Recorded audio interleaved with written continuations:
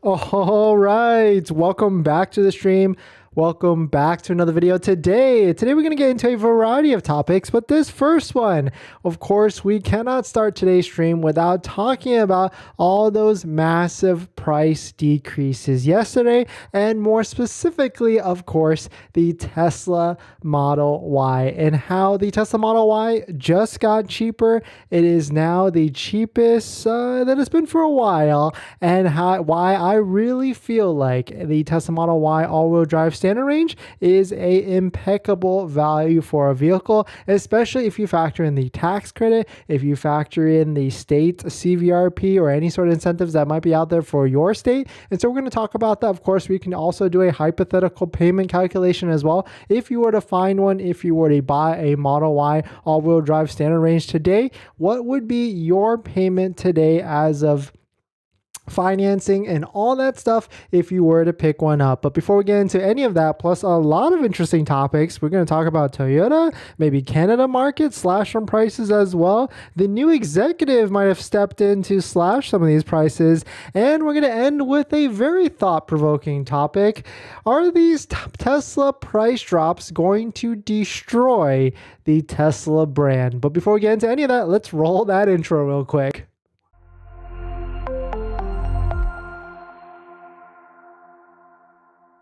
All right, so thanks for watching another video. Thanks for watching another stream. My name is Dennis, and I love talking about Tesla hacking, as I like to call it, but basically just getting the best United Tesla at the best financing rate. So definitely hit that subscribe if you're interested. And today's video is actually sponsored by my Patreon link, where you can get access to the best Tesla buying guide, which has links to all the credit unions and banks out there. Check it out, link down below in the description at the Patreon link or the YouTube join link. And shout out to my latest Patreon members that just joined overnight. We've got Rafi and Hammer Time. Love the username. Thanks for joining. Thanks for supporting. But thank you all for coming in, hitting the like button, the watch button, and the comment button. So let us just jump into it. So if you don't know what happened yesterday, last night around 9 o'clock, which was midnight Eastern time, Tesla just hit the demand button. They said they need more vehicle sales, and so they discounted across the board. But we're going to focus on Model Y right now, because that is the most in-demand vehicle for the Tesla lineup. The Tesla basically dropped the price of the Model Y $2,000 across the board. We've got our handy dandy price tracker right here. It should have been updated as of right now, because now you can order a Model Y standard range for $49,990. If you got the Model Y long range at $52,990, which, funny story there, it was that was the price of the Model Y long range in April 12th, so not that long ago at all. And then we've got the Model Y Performance at $56,990, which, fun fact for the Model Y Performance, the Model Y Performance has never been this low ever at $56,990. So is that a slick deal? I would think so. That's for sure. So, I mean, we've got three different variations, right? And you might get confused on which vehicle you should actually get. Most people go with the Model Y long range because it has that longer range. It's got a better 330 mile range versus 279. But at the end of the day, it's still worth it, I think, to save that extra $2,000 to $3,000. I would say so. I mean, so you really have to look at it yourself. Are you going to be a person that drives a lot of road trips? Or do you have a long road trip or commute every single day that's in the 50 to 100 mile range? Then I probably would not do that and get the long range instead. But there's a lot of incentives that can stack on top of this, right? We've got the $7,500 federal tax credit, which you basically get right now when you buy for the vehicle, but you harvest it now, but you don't get the actual benefit for it until you file for your taxes next year. So just remember, if you do buy an electric vehicle this year, make sure to remind yourself to tell your CPA, or even if you use TurboTax or H&R Block, there's a specific form that you can actually just put in there right away, and that tells the system that you bought an actual EV. But definitely some crazy stuff. Like, this is a crazy value, considering that the average price of a new car sold this year is up to $49,500. So a Model Y at basically that average price, not a bad deal, right? Because you've got SUV style, you've got more room in the back for the trunk and all that stuff. So a pretty decent deal at the end of the day. But we're going to do a fun little game right here. We're basically going to take a look at if the price of the vehicle is $49,990, and if you use financing like credit unions and banks that have a lower interest rate than 5.59%, like as low as like 3.74% is pretty reasonable. If you were to factor in taxes, tags, and everything, but also factor out this $7,500 federal tax credit, what would your monthly payment actually be? So we're going to do a quick hypothetical right here. If we did 49,990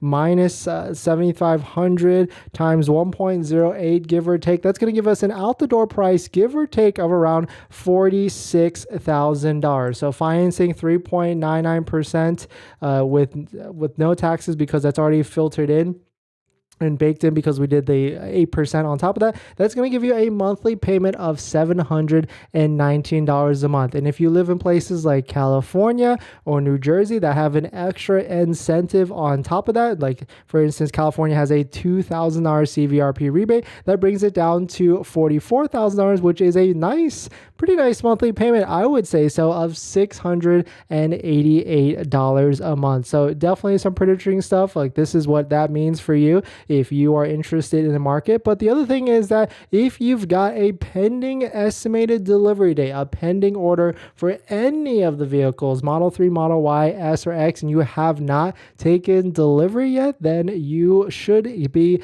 adjusted, or you should have woke up this morning and your estimated order, your order should have been adjusted to a lower price. Of course, the only caveat might be if you found an inventory vehicle that had some sort of discount. I'm not sure if the discount actually translates over in terms of like the full amount of the discount. It might still stay exactly the same, but the base price or the MSRP price should reflect down as well. So what I'm saying, like if there's a $140 discount, you might actually lose that discount instead, and the price of the vehicle might adjust down. But you really don't know. At the end of the day, ask your Tesla advisor, ask your Tesla sales reps to see what's up, to make sure that your new price, your $2,000 new price, is reflected on your account, and because you should get the lower price before you actually take delivery. But I guess at the end of the day, the worst case scenario, right? I mean, you could essentially lose $250 and reap the benefits of the extra $2,000. But I really don't feel like, I mean, this is exactly what happened last time